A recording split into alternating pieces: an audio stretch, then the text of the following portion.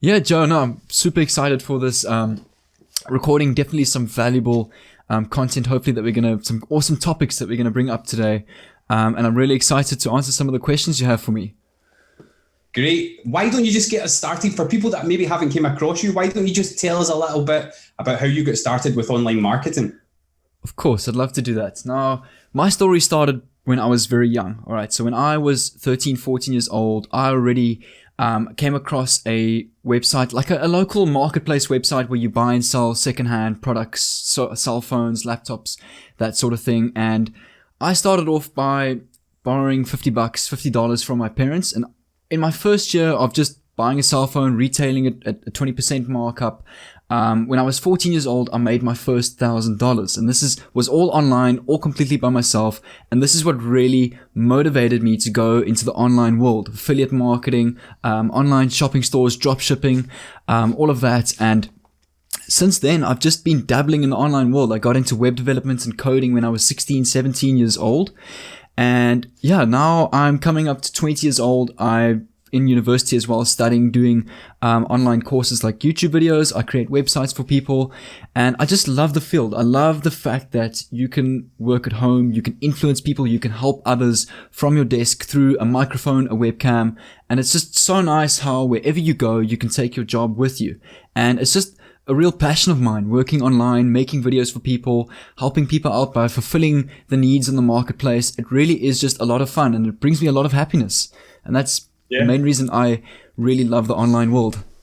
And I think when you're helping people in that, that definitely does touch on your heartstrings a little, so it's a good thing. So why don't you take it about 30,000 feet above your business and what you actually have going on, Jared? Okay, so since I've started in the online world, I've had a couple of businesses. I first started with dropshipping. I created an online store. I found local suppliers that sold like computer components, graphics cards, hard drives, RAM, you name it all. And I would sell them online, and I would literally go out to my friends, give them pamphlets. I do the most basic and most cheap and effective way of advertising, really. Stickers on the car, stickers or posters in the malls, and I'd say online shopping store. And what I do is I do a lot of research. I go look at competitors, have a look at their pricing, and I try and beat them. And that's how I decided to get started, was through online shipping and a drop shipping model. And after that, when I got into web development, because I would do sleepless nights, literally searching how to code a website, how to create an online store, an account for customers. And eventually I found that web development brings in that residual income, which is very nice. And I love creating websites for people, and that is the industry I'm currently in. I create websites for people. I also dabble in affiliate marketing with Amazon and that sort of thing. But my biggest passion is definitely web development, and also obviously server hosting comes with web development. So all of that brings in a nice form of passive income through monthly subscriptions, which is nice. But definitely my main focus at the moment is web development, and that's just my passion. Yeah. And I think, like, I've watched a few of your videos, obviously, and like, you are quite analytical with some things, and I think that's obviously from your web development and coding side of you. You're like you're like a lot of the things you talk about are like the more technical things, like the YouTube algorithm and stuff like that. I've seen videos that you've done on that. Definitely, yeah. And those videos I've done a lot of research on when it comes to YouTube, the algorithm, because what's really nice about YouTube and why I'm focusing a lot on it as well is because it acts really nicely as the man in the middle. For example, I've got my online website, my business. What's nice is I can drive traffic from my online business to YouTube and get views, and vice versa. I can drive visitors and views from YouTube to my business and traffic, and potentially convert that traffic into sales. So that's what I really like about YouTube. It really acts nicely as the man in the middle.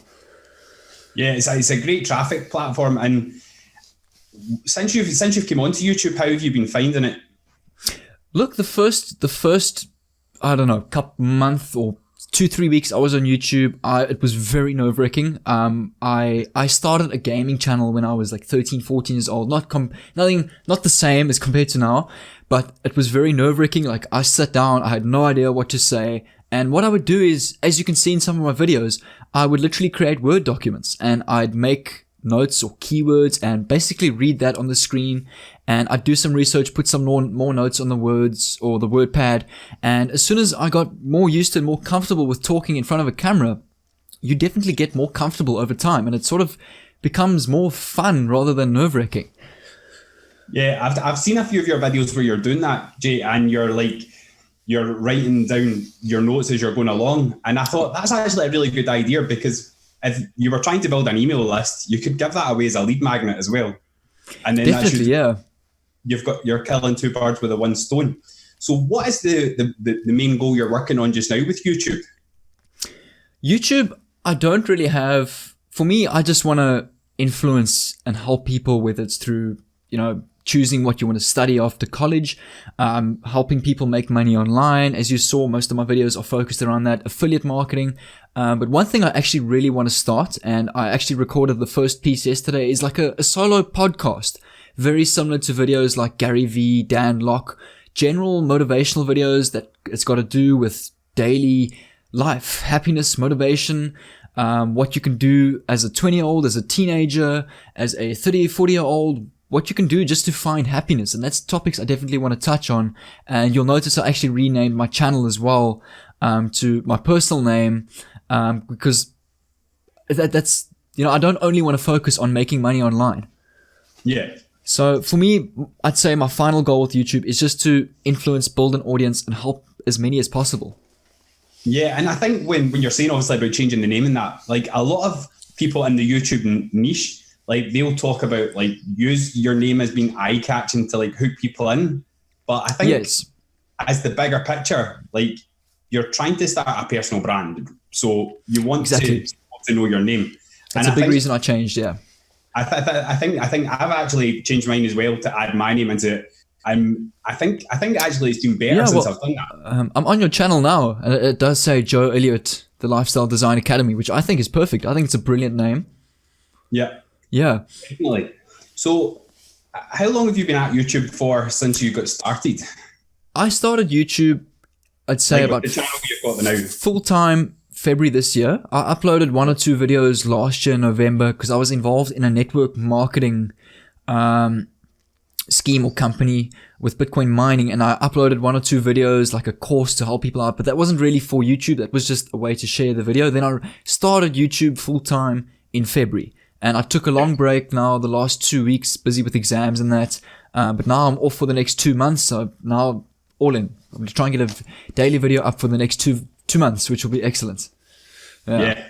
I think when you are feeling like you come onto YouTube and you're like, right, I need to get some numbers moving, the best way to do that is with daily content. It's like a bug. You just want to create content for people. Yeah. Just do that. Get that sprint and then get it going, and you'll see your numbers moving. Yes.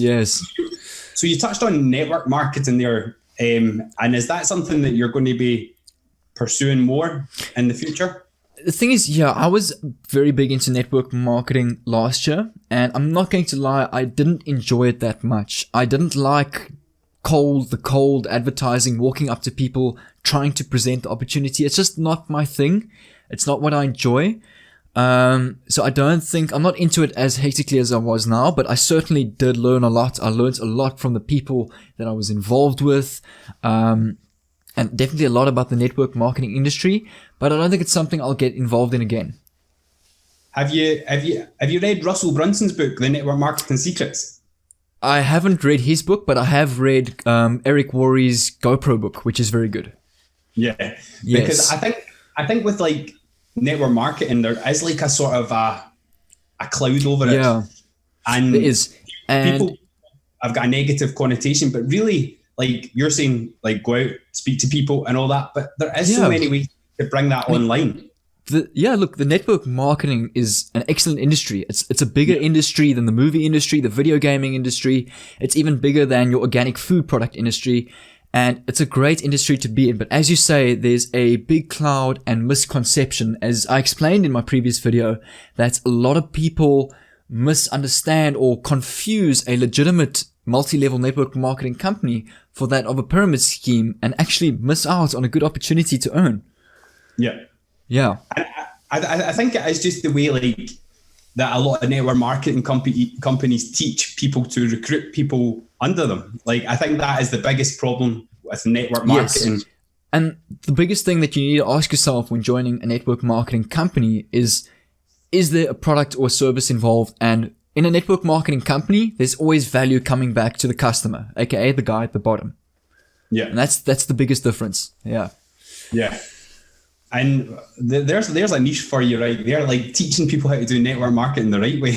It's like, yeah. You know what I mean? Because I think there's a lot more coming online now. But even when you're watching, like, because I used to do network marketing as well, and you used to go and try and sell products to your friends. You go around your family. Yes, and then I know. Yeah, you run out of friends. You run out of family to ask. Your friends end up hating you because you're like, oh, what are you going to try and sell me this week? Yeah, that's all you talk about. And I was like that too. And to be honest, network marketing, at sometimes I got really, I could say, obsessed, and I wasn't enjoying it so much. And that's why I'm not really wanting to get back into that industry, because you really become involved and you change as a person. Yeah, definitely. Yeah. So what are you doing right now, Jared, to make money from you? Are you doing anything right now to make money from YouTube? Right now, obviously my channel is nowhere near the requirements, which is a 4,000 watch hour and 1,000 subscribers. I'm coming up to 800 subscribers now, but my watch time is only at about 10%.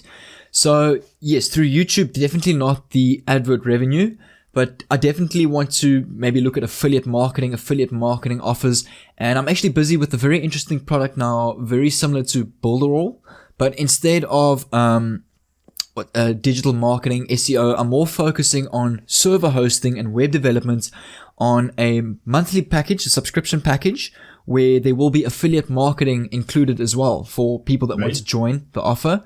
But it's a very technical project, and I'm only about 60% through. And there's still a lot of testing and that to be done, but it's very interesting, and it's definitely something I will share on my channel in the future. But at the moment, it's still under construction. Yeah. Yeah. Oof. Yeah. You're playing with the big boys, Jared. That's the thing. You got to be very careful, because if you mess something up, the system messes up or something, it's all my responsibility. So it's you got to be very careful about it. Yeah.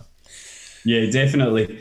I think that's quite interesting. And what sort of a inspiration gave you that idea?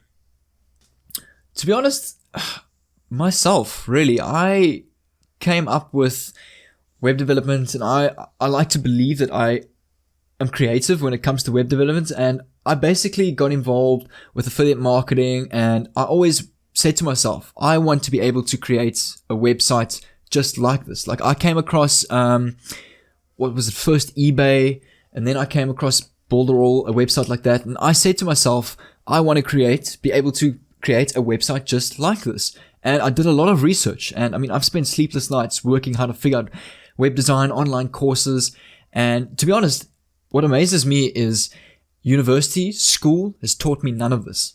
And that's what's so interesting about it. You can find all the information in a degree on Google and YouTube. And that's what's awesome about it. And that's probably my inspiration, is just my drive. Just, wanting to create these new platforms for people. And as I say, help people out. Yeah. Fulfilling a need in the marketplace. Yeah, definitely. And that gives us a reason to get you back on the show when that's near when it's near completion. So why don't you tell us about, I want to dive more into YouTube, yeah? Okay, no, that's perfect. Because I know that there's a lot of people out there that do struggle, like, with a lot of the technical side of things, the algorithm and things like that. And I know that you have growing a channel, yeah. And why don't you, like, if we were to come on to YouTube tomorrow, we were to upload our first video, what would be the first thing that you would do to, like, make sure that video's got a chance? Okay. What I did was, with my growth, my first month on YouTube, I uploaded, I think, daily for the first 3 weeks, maybe a month. And in my first month, I think I got just under 600 subscribers. And what I did was, that came with a lot of hard work. What I would do is I would sit at night, I would go through engaging with the community, commenting on the big channels, engaging with people, and commenting valuable posts, and people would find my comments and check out my channel, and that's where my channel name came into the place. Millionaire Mind, how to make money online. People would see that and they click on your channel, and if they see your content's valuable, they subscribe. And what I would also do to get views on my specific videos, I would upload a video, and for the first 2 days I would actually set it as my channel trailer. So when people clicked on my channel, that video would automatically start getting views. Definitely what I can recommend if you want to grow your channel, creating a channel and uploading videos is not going to do it for you. You need to get involved with the community, build friends on YouTube, collaborate with other YouTubers, comment in the comment sections on other videos, subscribe to 20, 30 different channels within your niche that have a lot of subscribers, and engage with their communities, and you'll see an audience will start coming in really easily for you. And I can actually relate, because the last 2 weeks I haven't really been on YouTube, and the growth has been really, really slow. So YouTube, I would say the first 1,000 subscribers, you've got to work hard for it. Then after that, yes, maybe a little bit of organic growth may start coming in, but until then, you've got to work. Yeah. And so now we've got, like, that's a great tip there, the channel trailer one. That's one I use myself. Yes. And I think it's definitely, it does rack up a lot of views, especially if you are out there engaging with the community and people are landing on your channel. Yes. It does rack up quite a bit of views. Yes. And another thing I forgot to mention was playlists. Make use of playlists, because what happens is if a person clicks on your video, they like it, they might find your playlist. You know, sometimes your playlist pops up in the top right of the screen. And then what they do is they watch all of those videos, they binge watch all of your videos in the playlist, and you get views after views after views for that. So definitely make use of playlists as well. So when you're saying make use of playlists, how could somebody who's never been on YouTube make use of a playlist? Okay, so on your YouTube home screen, or when you upload a video, you can see you've got home, videos, playlists, the playlists tab. On your YouTube studio or your beta studio, you can actually create a playlist. So for example, I've got some of my videos are how to make money online. And what I do is every time I upload a video within the how to make money online niche, on the upload tab, there is a add to playlist, and you can create a playlist there, and you type in the name. So you can say how to make money online in 2019, and all your videos that have got to do with how to make money online go in that specific playlist. And what a viewer can do is he can click on that specific playlist, and all those videos will automatically start playing in that playlist, getting you views on all of those videos. Yeah, and what about the description? What would you focus on? Like just keeping it short, what about hooks and stuff like that? I'm not gonna lie, actually my descriptions are fairly long, and what I do is I use the same template. So when people see that description, they know, okay, that's related to Millionaire Mind's channel. That's his description template. It's also all about creating a brand for yourself, and you'll see all of my descriptions are the same. I've got playlists, I've got a subscribe button, my different social media accounts, Instagram, Facebook, Twitter, and my channel, and I've also got my business website and some descriptions stating about what my channel is about, what the specific video is about, and also maybe 1 or 2 words saying this video is child friendly. But I've got all the same template that I keep in a text document. Yeah. And what about the keywords in the description? Are you researching like related keywords or anything for it, or? Yeah, so what I'll do is if the video is maybe about, let's say my last video was about how to spot a pyramid scheme and versus a legitimate network marketing company, I would just create a 4 to 5 line or 1 or 2 sentences just describing what the video is about. And that would be in the first 2 lines of the video, because that's what pops up in the search term or in the YouTube explore page when you're searching videos. And you obviously want that description to be pretty attractive, because that, you want to get people to click on your video. And I will just use popular terms, and I'll also use a extension or a Chrome extension called vidIQ, which gives me popular tags to use, which is nice. Yeah. So again, right, we've got the video, we've got our descriptions, we've got our titles. This one is a minefield, and I don't know if I should really mention it, because we could talk probably another episode about this. I know, yes, yeah. Thumbnails. Yeah, a lot of people struggle with thumbnails. And to be honest, if you do a simple YouTube search, how to create effective thumbnails, you'll find everything that you need. People make thumbnails or think thumbnails are so hard to create. It's actually not. And I use Photoshop. Yes, I know it's paid software, but I mean, if you want to get going on YouTube, it's definitely one of the best investments you'll make is Photoshop. And you'll see some of my thumbnails is very colorful text, and try stick to the same theme. So you'll see my text is usually very colorful, bold, large text. I've got a picture of my face on my thumbnails, so when people see my thumbnail, they know that is Millionaire Mind, that is his video, that's his brand. So your thumbnails as well, it's all about creating your brand, and try keep consistent. Like, try not to jump around between different thumbnail themes or ideas. Keep consistent. And a very good example is Dan Locke's channel. He has excellent and professional thumbnails, and you'll see the theme is very similar in all of his videos. Yeah, definitely. And I think the thumbnail is so important as well, because if it's what entices people to click through onto that video. And let's face it, if they're not clicking through, they're not viewing it, right? So, yes, and yeah, when that comes back to your what's that setting on the back of your channel?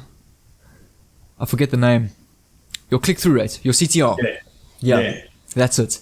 Your CTR rate. What I usually aim for is between 4 and 10%. Anything above 10% is really good. I'd say the average on YouTube is between 4 and 5%.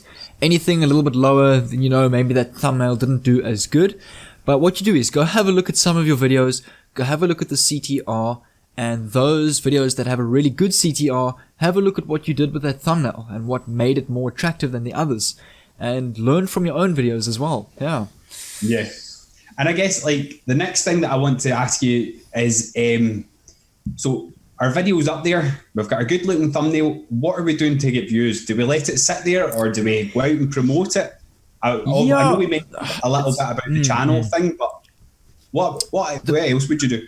The views again comes back to your metadata, your tags, your title, your thumbnail. All of them work hand in hand together, because I mean, your thumbnail is going to get you more clicks, which will get you more views. Attractive titles with popular keywords is going to get you more clicks and views. It all comes back to essentially the same thing, which is views, your descriptions, your metadata, as I say, your tags, popular tags.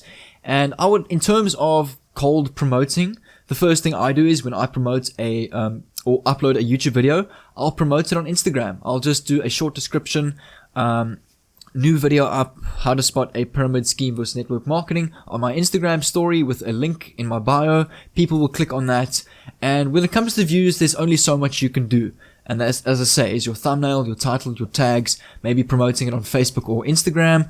And sometimes I use the channel trailer method as well, but it's not the first one I would recommend, because I'd actually recommend making a dedicated channel trailer, which is definitely more attractive.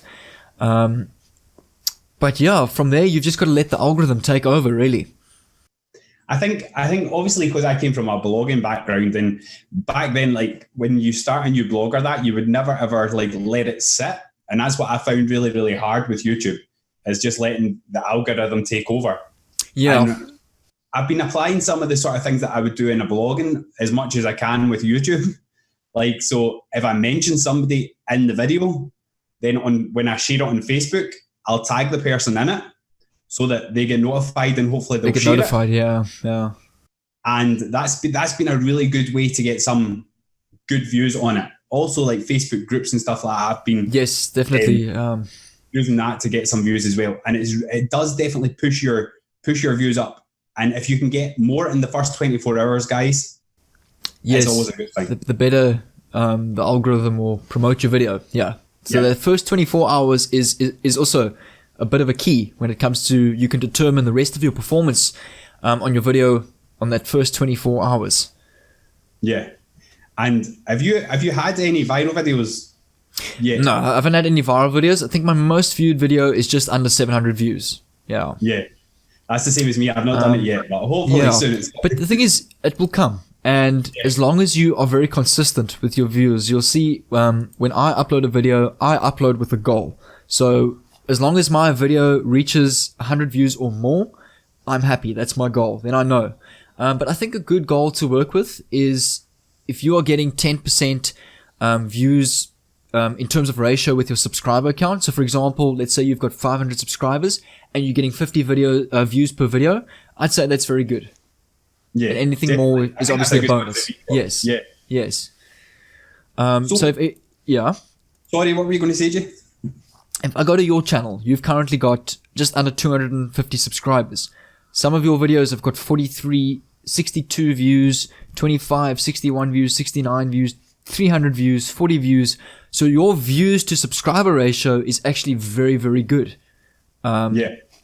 And yes, you may be wanting more views, but you've got to look in terms of your subscriber count. You imagine now you're a channel with 1,000 subscribers and you had a ratio like this. It would be very good. So you've all got to look in proportion. And I'd say your channel is actually doing very, very well in terms of subscriber and view ratio. And I think what you've got to remember here as well, like obviously this channel is about making money and stuff like that. And even with a small channel, this still makes money. It still gets leads. And Exactly. that's with a small channel. And the nice thing about the niche that both you and I are in, it's a niche that really applies for anybody, because anybody wants to make a bit of money. Anybody wants to learn how to get started online. It really applies for anybody. And I think your potential audience with a niche like this is much greater than that of entertainment, gaming, or whatever other niches there are out there. And there's so many different little sections of this niche as well. Like you couldn't cover them all, so there's enough of the niche for everybody. But Jay, why don't you tell everybody where we can come and find you just before we finish? Where you can find me? Yeah, okay. I'm obviously, my main platform with communicating and helping people out is Instagram at @JFroneman. I mostly use Instagram. I'm on Facebook as well. Jared Froneman is my full name. And you can obviously contact me on YouTube through the comments. I've got my email on YouTube as well, called jfroneman / Millionaire Mind. And yeah, that's basically the three main platforms I work on. Awesome. And I will leave links to Jay's platforms where you can go and check him out as well. So Jay, it's been great having you on the show, mate. And hopefully we can do this again. Yeah, thanks so much, John. Really enjoyed talking. Definitely some valuable information shared in this video, and definitely something you guys can learn from. If you're starting definitely on YouTube with how to make money online, definitely, yeah. That's great, guys. So thanks very much, Jay, and I'll talk to you later.